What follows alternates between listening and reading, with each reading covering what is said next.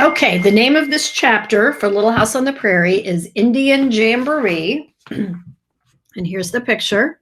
Some geese flying south for the winter, and then their little, I guess it's their little house, just right out in the middle of nowhere.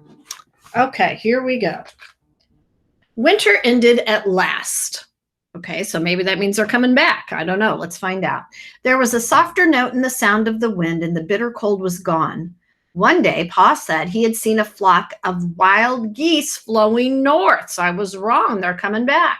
It was time to take his furs to Independence. Ma said, the Indians are so near. They are perfectly friendly, said Pa. He often met Indians in the woods where he was hunting. There was nothing to fear from the Indians. No, Ma said, but Laura knew that Ma was afraid of Indians.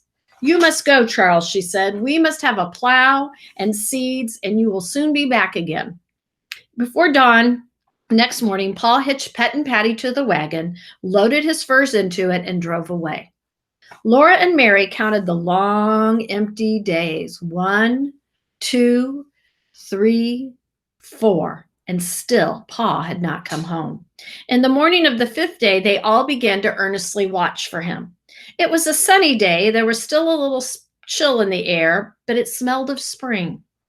The vast blue sky resounded to the quacks of wild ducks and the honk, honk, honking of wild geese. The long black dotted lines of them were all flying north. Which means they were coming back from the cold, long winter. Laura and Mary played outdoors in the wild, sweet weather, and poor Jack watched them play and sighed.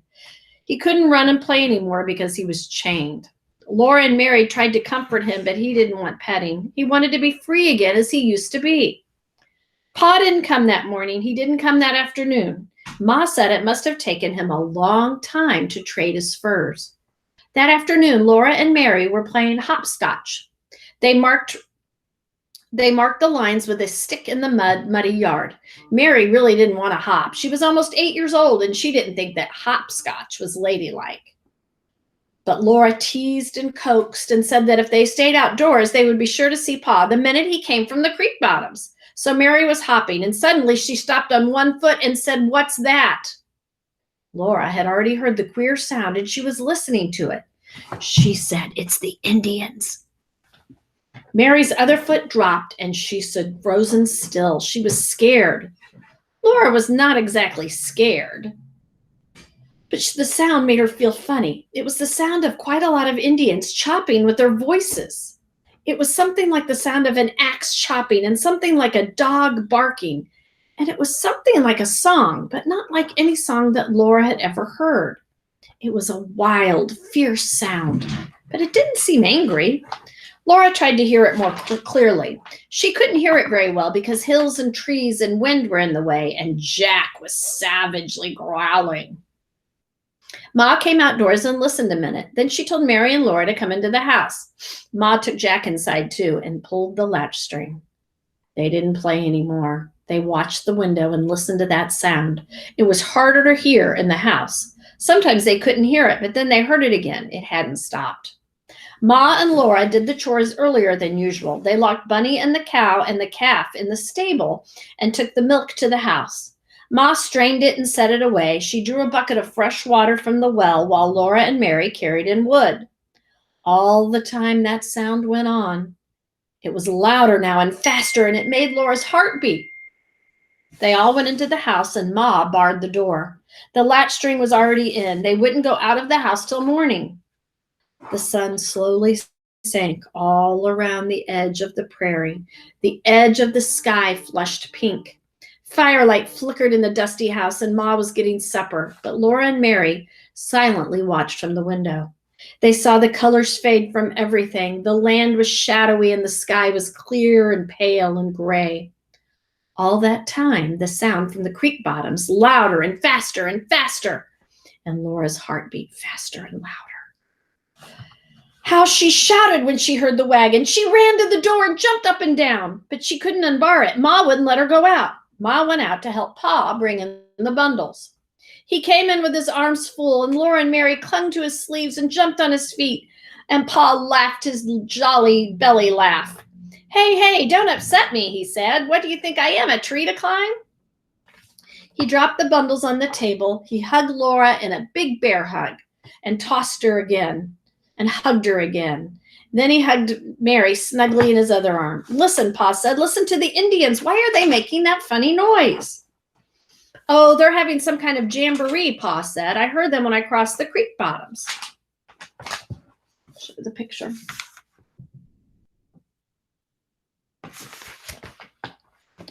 Then he went out to unhitch the horses and bring in the rest of the bundles. He had got the plow. He left it in the stable, but he brought all the seeds into the house for safety. He had sugar, not any white sugar this time, but brown. White sugar cost too much. But he had brought a little white flour, and there was cornmeal and salt and coffee and all the seeds they needed. Pa had even got seed potatoes. Laura wished they might eat the potatoes, but they must be saved to plant. Then Pa's face beamed and he opened a small paper sack, and it was full of crackers.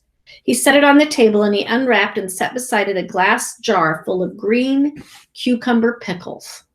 I thought we'd all have a treat, he said. Laura's mouth watered and Ma's eyes shone softly at Pa. He had remembered how much she longed for pickles. That wasn't all. He gave Ma a package and watched her unwrap it, and it was enough to make a pretty calico dress for herself.